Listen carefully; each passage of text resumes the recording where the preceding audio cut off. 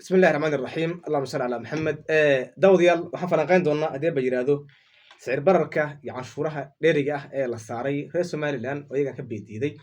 iyadoo ognahay sicir bararkaasi in uu saameynayo qof kasta oo waxyaabaha la yaab kale in Somaliland oo hadda la ogyahay maciishada meesha ay marayso in hadana lagu soo rogo canshuur dheeri ah oo dadkii aysan xitaa awoodi karin $2 iyo bar xagee lagu arkaa canshuur inta leeg hal mar la saaray iyadoo ognahay shidaalkii in xitaa gawaaridii la iska dhigay guryaha wasna la goon waayay duqaymihii xoutiyiinta iyo hanjabaadoodii igana sii tira badanaysa oo soo baxaysa xogo hor leh oo arrimahaas mataqana ku saabsan dhalinyar Soomaali iska qabanayo oo xabsiga laga buuxinayo oo la leeyahay kuwana sharci darro lagu tilmaamayo kuwan la leeyahay wuxuu gansan waayay maamulka fanaaniin la xirxirayo la leeyahay Gaza waxa difaacdeen Gaza iyo wali Masjid al-Aqsa sidee u difaaci kartaa muslimiinta sheegta in diiday oo falanqaynayna barnaamijkan waxay weli saaxiibkay Dr. Shah yiri doona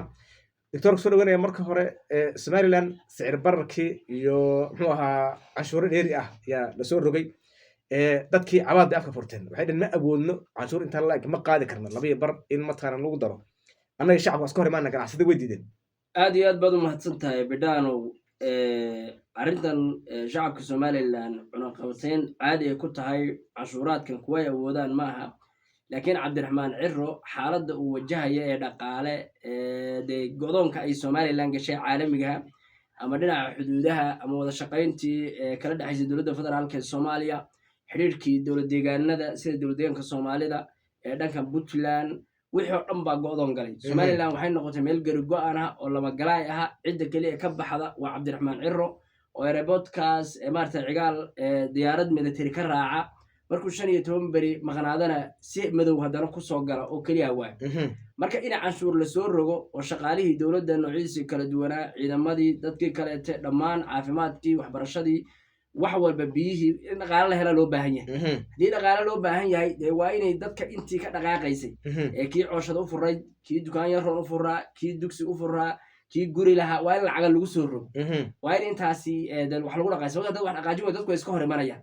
ciidamada haday mushaaraadkooda heli waayaan shaqaaluhu haduu heli waayo devoda la isla geli adigu meesha ma joogays marka Cabdiraxmaan waxa la dhihi karaa sida uu ku nool yahay hadda ama Somaliland hadda ay sida ku sugan tahay Cabdiraxmaan waxa la dhihi karaa waa nin galbanayaba asoo mudxileedkiisa uu bilow yahay oo hal sano iyo 7 bilood bas uu xilka hayo ayaa haddana waxaad moodaa noloshu heerka ay gaarsan tahay nin keligii taliye ah oo 20 sano dalka haystay oo hadda inuu ka urursado rabo oo say shacabkii ay isnaceen oo isu qaraaraadeen oo dab la kala qaadan oo dadku ay naceen badman ma moodid xukuumad cusub oo la xiiseynay ma moodid heerka ay halkaasna ay nooca dawladnimada Somaliland u gaaray waxa keenaya odaygu inay siyaasaddu ay meel xun ka gashay Cabdiraxmaan waxa la rabay hadduu nin siyaasi yahay hadduu dulmaad soo ahan jiray talaabada oo Cabdiraxmaan qaaday hatta hadduu soo wanaag maslaxadiisa u arko taageero Somaliland ka helayo halka inuu ka bilaabay lama rabin inuu dib u dhigtaal rabay barnaamijka koofeederta iyo aqoonsiga inuu dib u dhigtaal rabay sababtoo tahay future-ka dambe ama mustaqbalka dambe day waxa hadha badan inuu dhahomo oo maartay inuu wixii aad gadaal hadhow ku kaambeyn gareyn lahayd inaad hormarsato ma waxa la rabay inuu Somaliland siyaasadeeda u dhaho Cabdiraxmaan ninka Muuse muxuu xidhay maxaa Somaliland caqabad ku ah wixii caqabad ku ah ee Muuse uu ku hayay Somaliland inuu furfuraa la rabay Somaliland Muuse waqti uu joogay gaajo saasa kama jir oo dawladdu way shaqeynaysay Somaliland wixii ay dawladda federaalka Soomaaliya ku leedahay lacagta adduunka World Bank iyo IMF ay bixiyaan si toos ah Somaliland ay inteeda u helaysay qoondadeeda ay u helaysay waliba maamulka ugu qoondada badan bay Soomaaliya ugu lacagta badan bay ayuu lagu leeyahay lagu kasbanayo in la soo celiyo la rabay xuduudaha ganacsigu waa socday ka wajaalay dawlad deegaanka meel walba Puntland meel walba ganacsigu saas u qulqulay Djibouti badaha meel walba ay soo socotay oo meel xidneed ma waxa la rabay marka intii Muuse xumeeyay inuu hagaajiyaan kadib markuu saa wado barnaamijkan aqoonsiga inuu gadaal dhigto halka sano ugu dambeeyay inuu ku gaamagarayaan rabay doorashada soo socda xisbiga wadani halka cad u qaadan laha sax laakiin maanta waxa muuqda xisbiga wadani hal cod ma heli doono xaqda dhabta aqoonsi aad keentay iska daay hal cod xisbiga wadani ma heli doono dadku way gaajoodeen siyaasadaadu waxay noqotay mid cunsuriyeysan mid waxay noqotay aan shacabka Soomaaliland la wadaageen golayaashii la wadaageen mucaaradka la wadaageen sharci yaqaanada la wadaageen aqoonyahankii siyaasiyiintii aan waxba ka warqabin wax jeebka kuugu jira ayuu noqday Muuse qayliyay kaahin baa qayliyay xaash baa qayliyay nin walba qayliyay culimada baa qayliyay waxay leeyihiin war waxa aad soo gashay aqoonsiga aad noo keentay nooca uu yahay noo sharax ilaa anagu dal muslimaan dad muslimaan hay noo sharax wadanka kaliya ma lahayd haddii adiga qoladaasi ay guri iyo gaari qufulan ay ku siisay oo xataa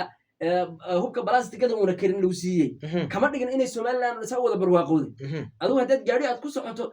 dhowr milyan la gado haddaad ku socoto oo doorar annagu kuma socdee noo sharax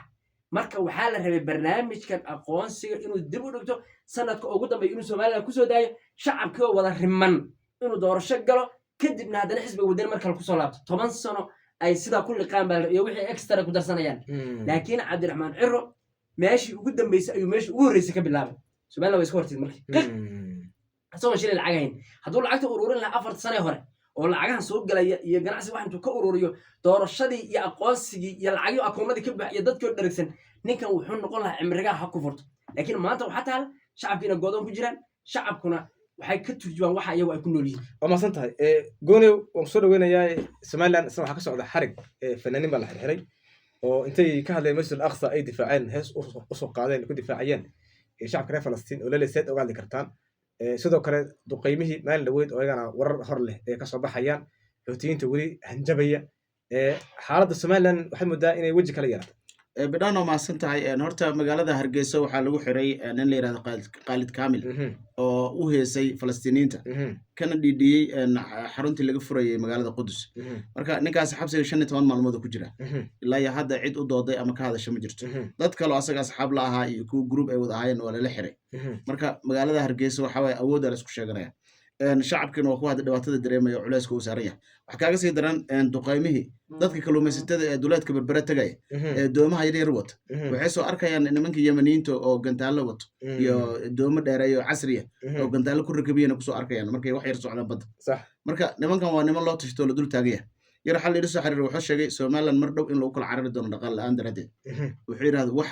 la haayo ma jirto saaka xataa mida hargeysa iga soo wacay wuxuu yidhahday wax nolol ah oo hadda somaliland maanta lagu hayo oo dadka ama ciidanka ama shacabka ay ku haystaan ma jirto cirra soo u imaaday mushaar hal mar la qaato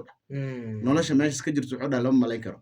intii yareed haddana culays loogu sii daray oo duqeyn usii dheer tahay oo cabsi iyo maxaa la yidhahdaa wadna kurkur oo usii dheer yahay marka somaliland cid maanta la dhihi karo way u danaynaysaa ama maxaa la yidhahdaa horumar wadda meesha ma joogto cirro haddii maxaa la yidhahdaa dagaal dhaco ama duqeyn dhacdo guudkiisu iska galaya cunto oo cunana waxa waaye uu ka fikiraa nin kale maalin dhihito ila soo hadlaysan wuxuu yidhahday shacabka reer somaliland maalintii wax hal door ka yar qaarkood ku nool yihiin waxaa kaloo dhahay nimanka siyaasiyiintana biitsay cunaan yiri ilmooda habeen kasta ilmooda biitsay cunaan yiri oo take away ah anagana wuxuu yiri hal door qofka dadka qaarkood ma heli karaan meeshaas nolosha ka jirto waxaa lagu leeyahay waxaa la soo dejinaya koofiyad yar falastiin waa la soo dejinaa qowmiyada kale waa la soo wadaa meesha waa lagu kala baxaa marka somaliland xaalad halisa ka jirto waxaa waye cabdiraxmaan cirana dee meesha wax geey waa ogaan doonaa laakiin dad badanaa ka dhidhiyey kuwii ka dhidhiyeyna xabsiyada in lagu guro musubixi ugu dambeeya koofiyad yartaa lagu dacweeye waxaa la yidhi halkaas ayaa looga yeerayaa inuu tago ayaa laga yaabaa marka xaaladda ma sahlan somaliland aad u mahadsantiin